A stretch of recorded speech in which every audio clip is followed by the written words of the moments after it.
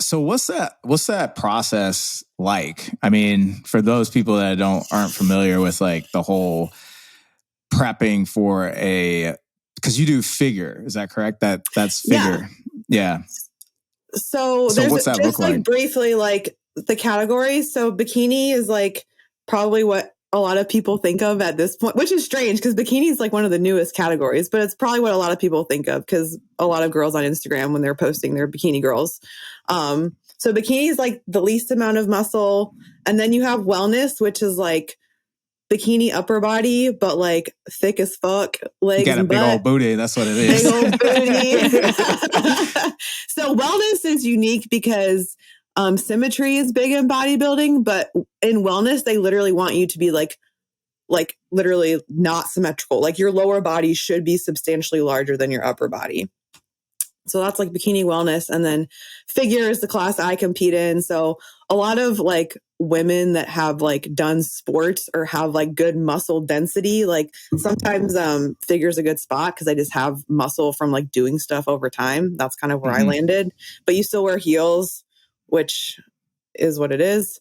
And you do all the hand poses too, right? And then there's physique, which is like a little bit more muscle than figure. And those girls are barefoot and they do like these like cool choreographed routines to music, like posing routines. And then the bodybuilding girls are yoked as fuck. So I'm still like on the lower levels of like muscle mass for like the bodybuilding deal. Mm-hmm. What was the question? I don't even know. I was just curious, like what's the process look like? So from, if someone was saying like, hey, I want to do a bodybuilding competition, like a bikini or figure or whatever, like what's that look like from like start to finish? Like at least from a dieting standpoint. A lot of hunger. And then a lot more hunger. I think people don't realize that. Like it's like even more hunger. Yeah. No, I mean, I think like anything, like there's levels to it, right? And I was actually just talking to a client that I'm working with, and she's getting ready to do her first show this year. And the way I was explaining it to her is like anytime you do like the type of fat loss phase or diet prep, whatever you want to call it, to get on stage, like it really is like a, what is it, robbing Peter to pay Paul kind of situation. Like, so the harder you diet, arguably like the harder your recovery phase is going to be. And so I think for like a first time athlete, it's probably less productive to think about how do I get this person in the best shape possible, and more productive to think about like how much can they handle on the backside of it. I've never heard it put that way, but yeah. A lot of people like, I mean, if you want to do one show, like just to like check it off, like a bucket list thing, then, maybe you just like, you freaking get after it and that you're just going to be fucked up on the other side of it and you're like, okay with that. But if you want to like be in the sport and compete like over time, like you don't want to just be totally fucked up after your first show. Like, like you want to be able to improve over time. So I think that's what made this last year for me interesting, is that I already had like the first kind of like trial year under my belt. And so this year I was like, okay, like I felt like I kind of knew how to diet to that intensity. So I felt like I would be able to push a little bit harder.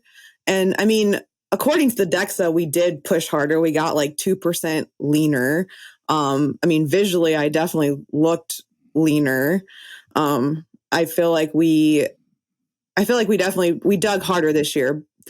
But just to kind of tie that back in, like, I don't think I would have been prepared to like push as far as I did in this past year, like the first time I competed. Like, it just wouldn't have made any sense, because even the recovery phase, like this time around, like just to give you guys some numbers.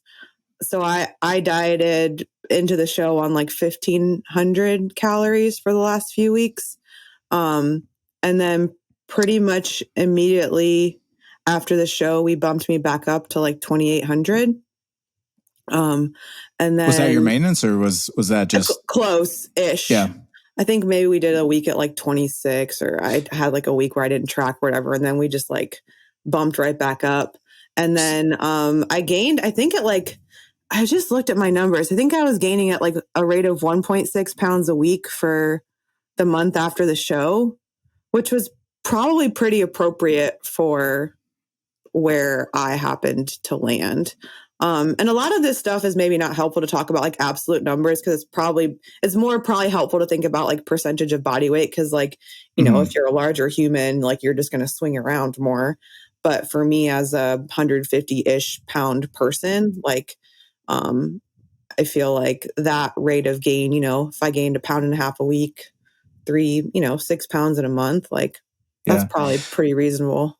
So what was your like, when you started, what was your weight and body fat? And then when you competed, what was your weight and body fat? I think I started prep up, I hit a high of like 163-ish. And I think we started cutting like in January, and the first few months were kind of a disaster. I think I traveled to Colorado in February. I got COVID. So January and February are kind of weird, but I don't remember what my body fat was specifically. Oh, I think I was up around like 18 or 19%. I do remember. Which is still pretty lean for a and that's woman. According to the DEXA. Like, so, yeah. I mean, I don't know. And I even did like a post, like a side-by-side with my sister, because she's a little bit taller than me. And like, she always just looks really lean, but she actually went with me to get a DEXA that time. And she was like 18% body fat. And I was like 19, and you put us next to each other. And like, I definitely looked like, I'm not saying fat as like a negative. I'm just like, I looked fatter than her, like substantially. And like our body fat percentages were very similar. It was like, I think it has a lot to do with like how much like muscle you have, and then like how your body fat like looks on top of that. Like I have a ton more muscle than she does. So like my body is just like bigger. But that was just like kind of a cool experience to like have with her, because you know, our body fats were relatively similar, and like our shape and size is just totally different. But yeah, so I started around 160-ish, 19% body fat. And then I think the DEXA I did right before the show, I was hanging out around like 140 at like, I think one of the DEXAs had me at like 8 or 10% or something like that. Like it was fucking low. Wow. I mean, you were shreddy. I don't think I was truly 8%, but I think I think 10 is probably fair.